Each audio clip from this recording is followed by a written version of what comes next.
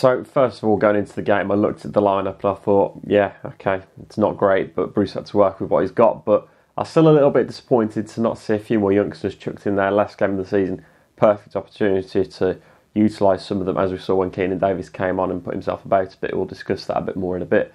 But first half, I thought we were actually quite slow going. I didn't think that it was great, but we contained Brighton. We left them to have pot shots at goal and really not create much. I don't think that was special in the first half. I think the likes of Anthony Nokia really didn't do much for them. And then up top, the likes of Sam Baldock didn't do much either, or Glenn Murray. So for me, first half, I thought it was a quiet one. I thought that we had two great chances in that first half as well that we just didn't happen to do anything with, which was disappointing because really there were two great chances. The one for the Scott Hogan chance and then Henry Lansbury missing an absolute sitter, an open goal. Disappointed they didn't put that one away. But for me, at half time, I thought 0-0, yeah, this is a fair result as it stands.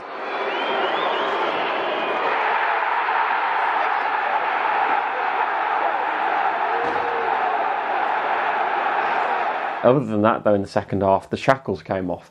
It was touched on in fan cams again, but in the second half, the shackles came off. The midfield looked a lot more freer, which I enjoyed. The likes of Conor Hourihane and Henry Lansbury, these guys had a lot more space to do things with the ball, and we were dictating play for once. There was patches where we were the team on top, and I think we were unfortunate to concede the penalty. I'm still undecided whether Nathan Baker was actually in the wrong at all or whether it was just he fell over when the striker had his shot. But for me, unsure if it's a send-off as well. Obviously, the third rule in now. So unsure about that one. Really, we responded really well because normally at the position where we concede, our heads look like they're going to drop and potentially it could have been 2, 3, 4-0.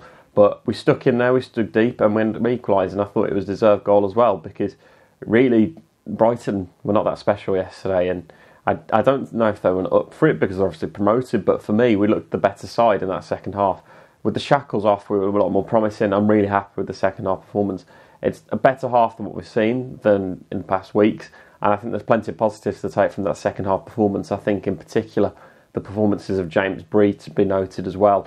Really did do himself good favours yesterday. I thought his ability to cross the ball was good. He's getting forward. He wasn't scared to have a shot as well, which is something that I think that we lack at the moment, is our midfield and our fullbacks are scared to have a shot. So to have that, I really do think there's a lot of signs to show that he could be pushing Alan Hutton properly next season for that right back spot. I'd say most of the game was boring, but the last 20 minutes showed what Aston Villa are really about. And who's won it now? Newcastle. They can never moan at us for relegating them ever again.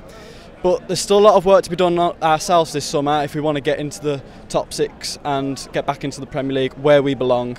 We had a lot more opportunities to score and I think we should have come away with a win. But, some games you can't win them and, well, it was average. What happened to Baker? Not a red card. Referee was awful. We've had referees all this season have been terrible for us.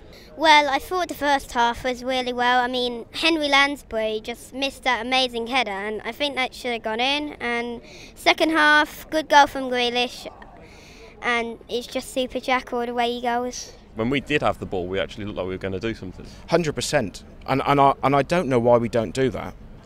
I really don't. I'm just absolutely lost for words why we don't play. We play in 10-minute spurts like we did second half. Why don't we do that every week with the personnel we've got? First half weren't the best, but we've come back fighting from the first half. And then we got a lucky goal, but we deserved it totally. We should have had a couple of penalties. And Keenan Davis got took down, the fans went crazy, but the ref didn't know what he was doing really. What did you make of Davis when he came on? He played excellent, but I think he should have scored at the end. He did make some good runs, showed a great burst of pace, and I'm happy with his performance overall, yeah. He had about 4 or 5 players around him and he's still holding them off. Okay, he had a couple of shots as well and he was unlucky not to score just at the end, but I'm very impressed. If he can have a good pre-season now with the first team now, I don't think why he can play now because Codger's out. Now Hogan's going to be out as well, so got to give him a chance, but we still need to buy another striker. What are you looking for next season? Hopefully getting promotion and hopefully winning the title as well. Next season we've got to get promoted, no excuses, no exceptions. Finally, what did you make of the season as a whole? I know you've been a bit miserable with it recently. Probably D.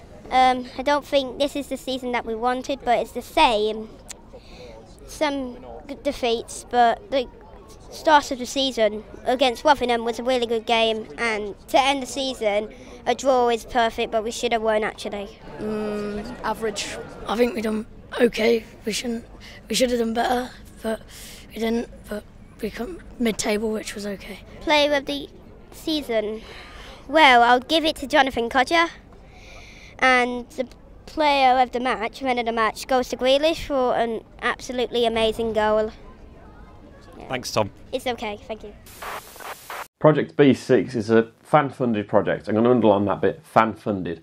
And the aim of the project is to bring an atmosphere back to Villa Park in abundance with flags. Those flags were the first times that were outed, and they were passed out to fans, and they were all told to bring them back so they can be used again at the next game. Now, it was spotted in the fan cams, the amount of people that were walking away after the game with these flags. Now, you're not stealing from the club here. They weren't there for free. You're stealing from other fans here. Now, the idea of these flags is to use them at every game and to continue generating an atmosphere. We've seen it in more recent weeks with the North Stand and now the Hull Tend as well. Now, Project B6, I know, are disappointed, which is understandable, in people taking away these flags. So I'm just asking that if you have taken one of these flags home, there's no issue. Just please do bring it back to Villa Park for the first game of the season that's at home.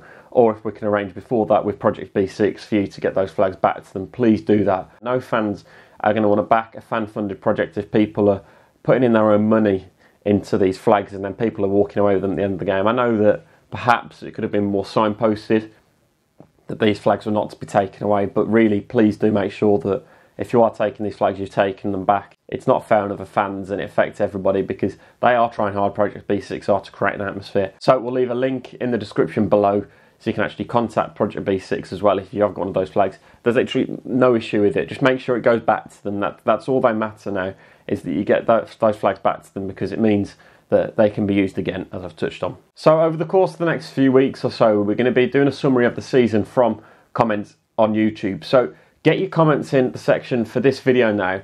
We're going to be analysing and looking at all the comments you've made about the season in an upcoming video from you guys on YouTube. So make sure you're doing that as well. If you have enjoyed this video, then please do drop us that like below. And if you are new to the Villa View, then please do subscribe, your post notifications on.